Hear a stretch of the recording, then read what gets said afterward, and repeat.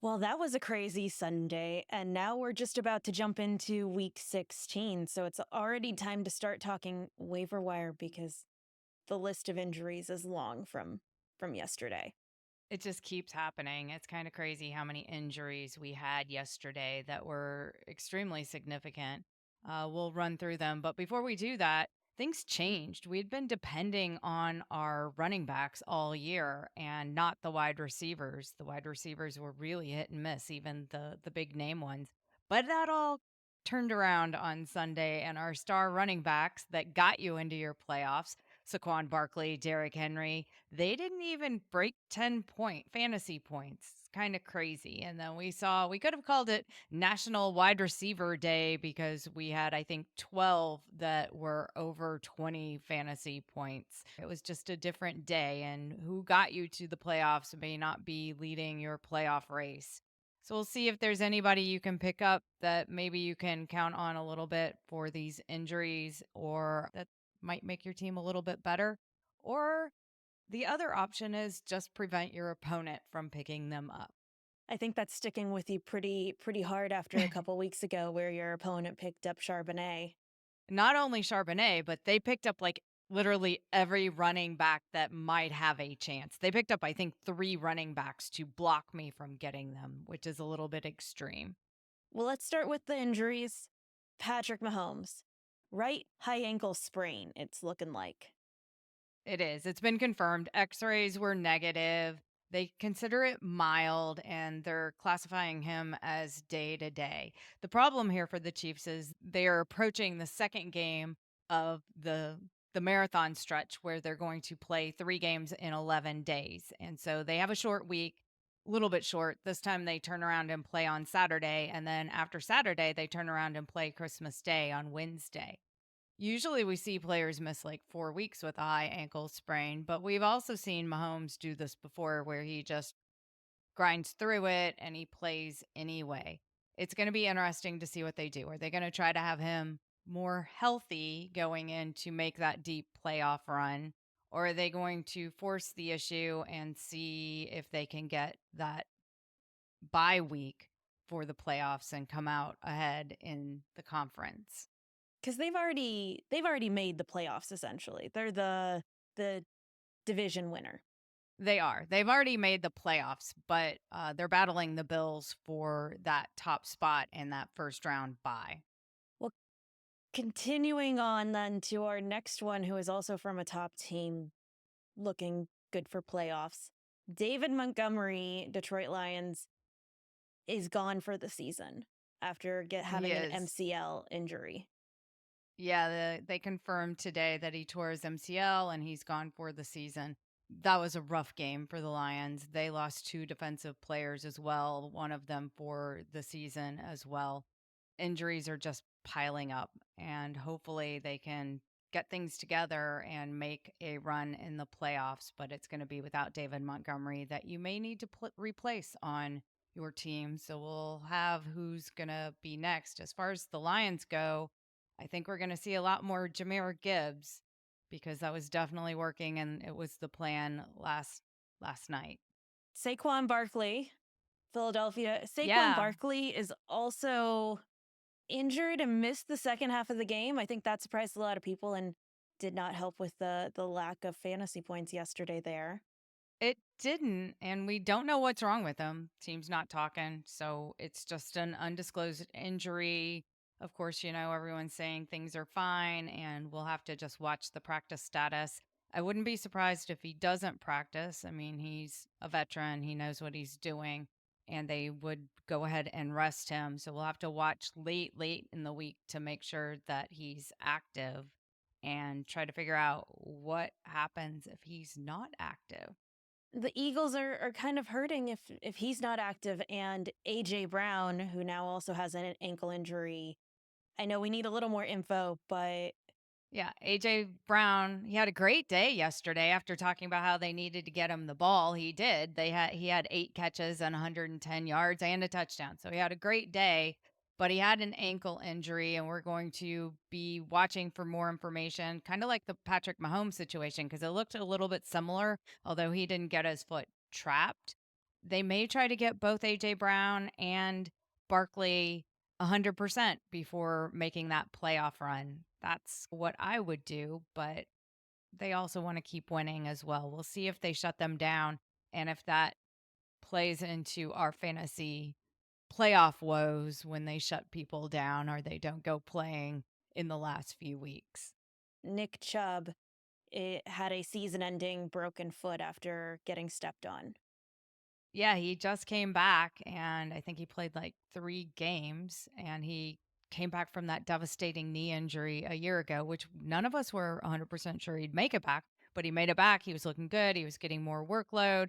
And they said he got his foot stepped on and it is broken. He's out for the rest of the season. Next year, he's an unrestricted free agent. We'll see where he's expressed interest in staying with the Browns, but we'll see where he ends up going. Also in that game, Jameis Winston got benched for throwing interceptions. So we all knew it was going to happen, but he's getting a little carried away with the interception. So we saw him get benched. We'll see if they decide to start Winston again or if they're going to turn to somebody else. I kind of hope that Winston gets a second chance to clean up those interceptions, but it's been fun to watch him play this season when he isn't throwing interceptions. Jaylen Waddle, he has a possible MCL sprain. This is something we've seen across a couple of wide receivers this season. Yeah, he went down in obvious pain, and I haven't gotten any confirmation yet on Monday about Jaylen Waddle's status. They haven't been technically eliminated from the playoffs, even though they lost to Houston this weekend, but they're not in control of their own destiny either. They do need to keep winning if they want to make it. Waddle's going to be out. They released Odell Beckham Jr. last week, and then they had another wide receiver that was carted off the field on a stretcher and taken to the hospital and hasn't been released from the hospital yet. So that was quite a game for wide receivers. Wow.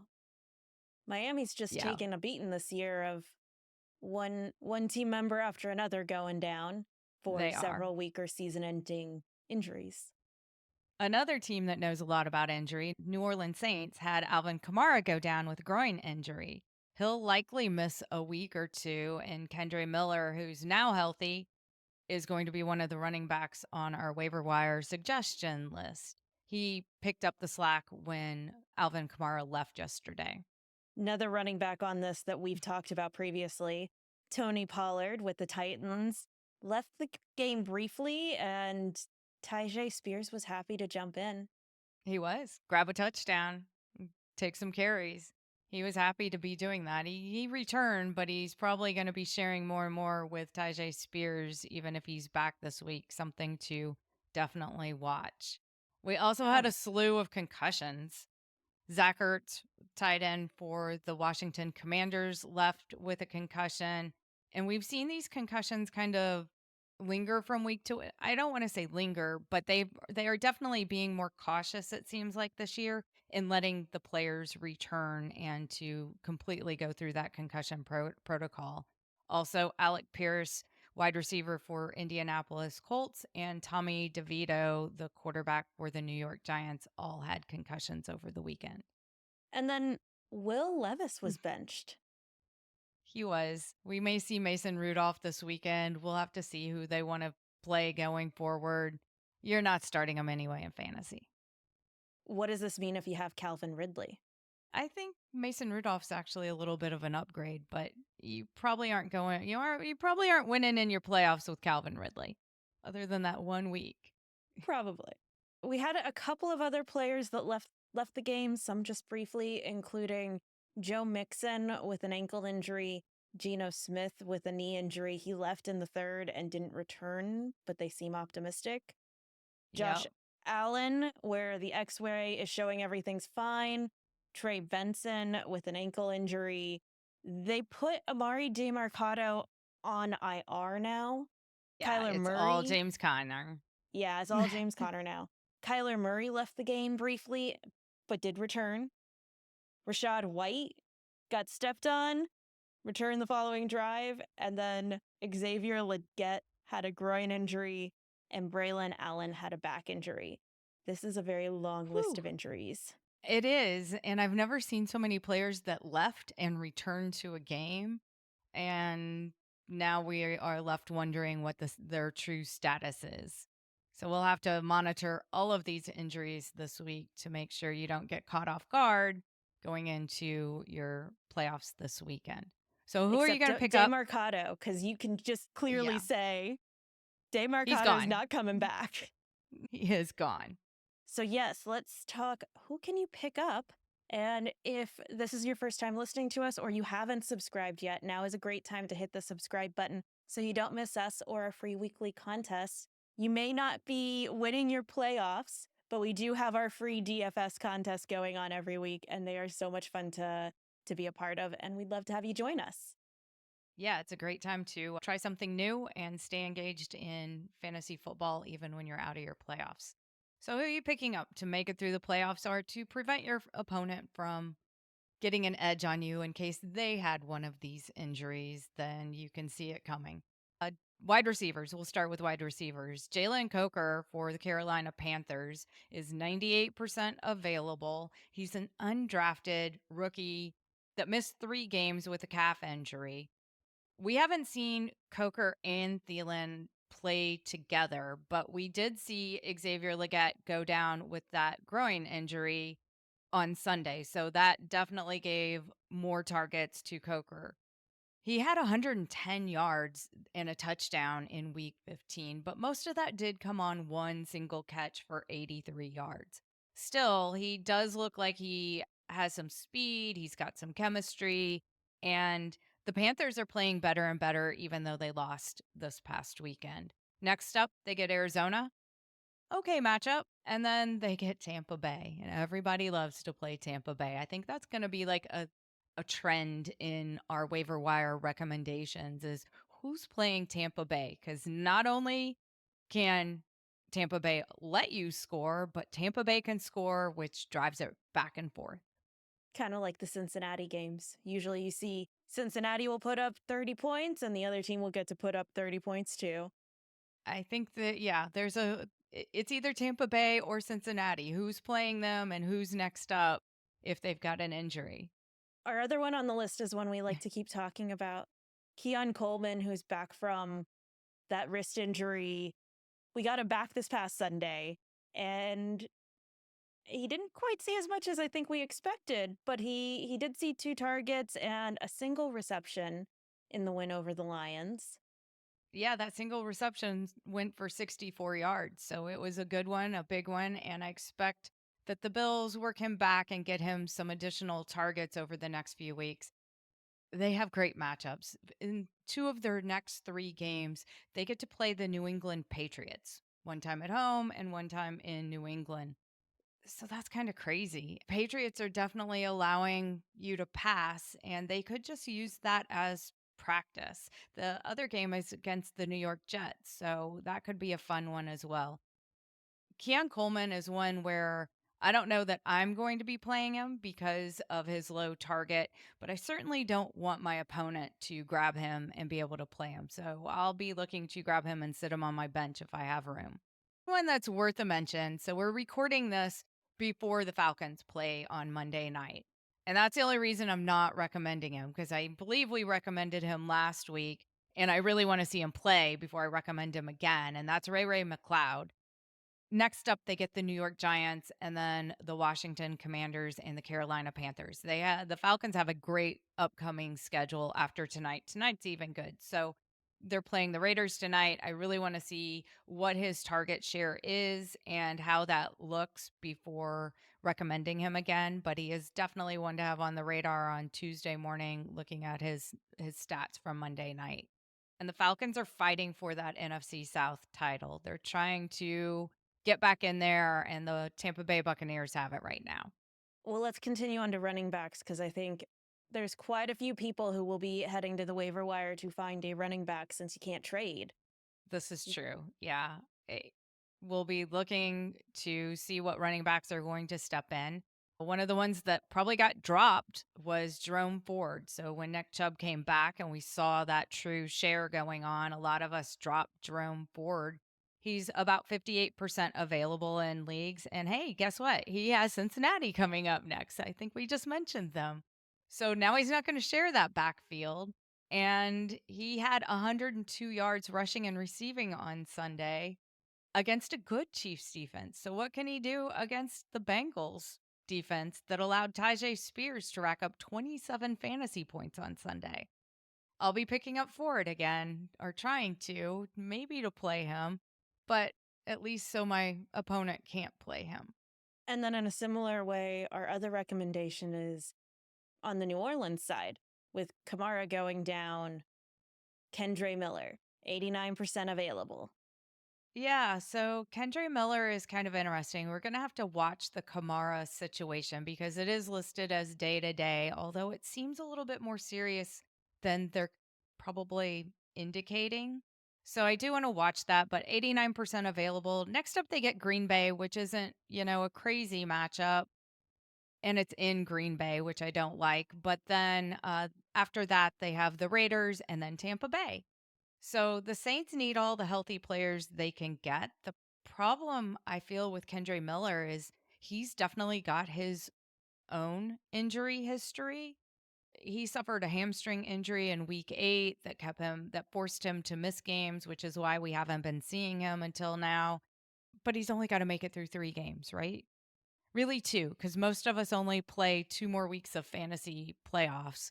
So we're hoping that he can just hold it together for 2 games if we need him. Well, let's continue on to quarterback. I don't think anyone was really playing Levis or Winston, but they might have been your waiver wire, and maybe you want to grab these to keep someone else from picking them up if theirs get injured. Cooper Or if Rush. Patrick Mahomes misses a game.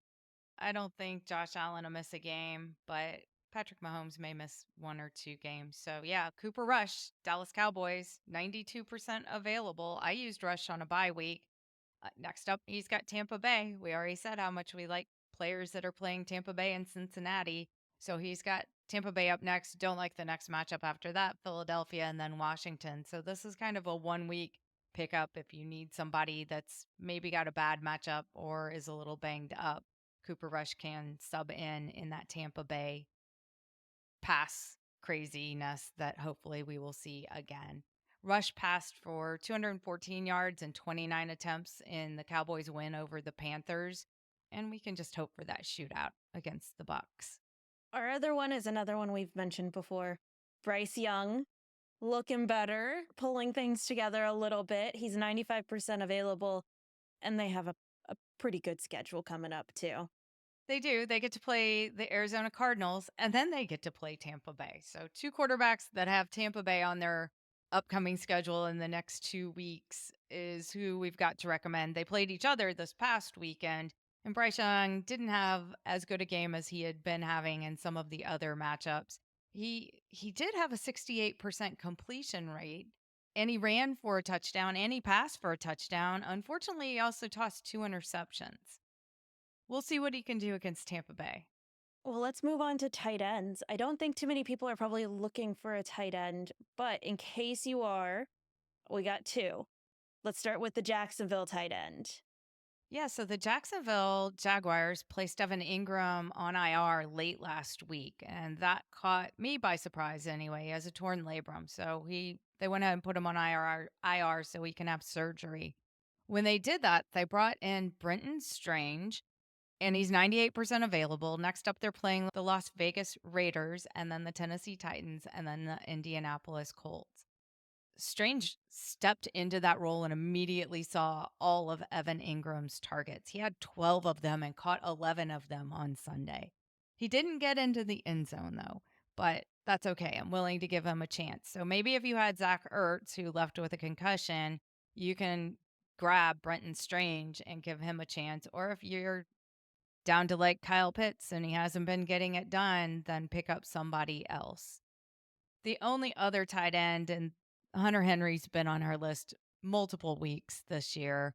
He's still 60% available. He too didn't have the game that we thought he was going to have over the Arizona Cardinals on Sunday, but hopefully he will bounce back. Next up, they play Buffalo. Again, this is New England's playing Buffalo 2 of the next 3 weeks. So he's going to have to play the Bills. They're going to be behind. They're going to be passing, and maybe he can get some garbage production.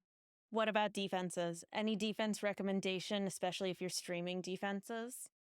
Yeah, I felt defenses were a little bit more difficult this week, but the Green Bay Packers are 50% available, and they've got New Orleans coming in. We think Spencer Rattler, who took over on Sunday for Jake Hayner, will be our quarterback. Neither one of them looks super great, but Spencer Rattler did almost pull that game out in Washington for them and got them down there until they decided to go for 2 in the win instead of tying it up. But now they have to go to Green Bay in the cold. So I've got a dome team from the South going to Green Bay with a backup quarterback. Not a very good situation. So Green Bay is definitely the top of our defensive plays this week. The only other one would be the Atlanta Falcons, who are going to get to play the New York Giants, who Tommy DeVito left with a concussion. Drew Lock has injuries to his heel and his shoulder, and he was inactive. Sunday, we saw Tim Boyle come in for Tommy DeVito. We don't really know who's going to start, but it's going to be a backup of the backup, it seems like, at quarterback when the Giants have to go face the Falcons in Atlanta. So both home teams facing backup quarterbacks at home is a good situation. I think that is kind of it, though. We don't have really any other recommendations. So We don't. good Yeah, luck. hopefully everyone's doing well in their playoffs, and I'm gonna make it through one this week and not through another. I'm advancing in DraftKings best ball to the 3rd round, which is kind of exciting. But I may have shifted a little more focus to DFS with how things have gone this season for me, which I'm loving and enjoying. DFS has been a lot of fun, and I love getting to pick different people every week, which is, I guess, another way of saying if you are like me and ready for some other excitement, check out our DFS episode later this week and join us for a free DraftKings contest. Good luck this week. good luck.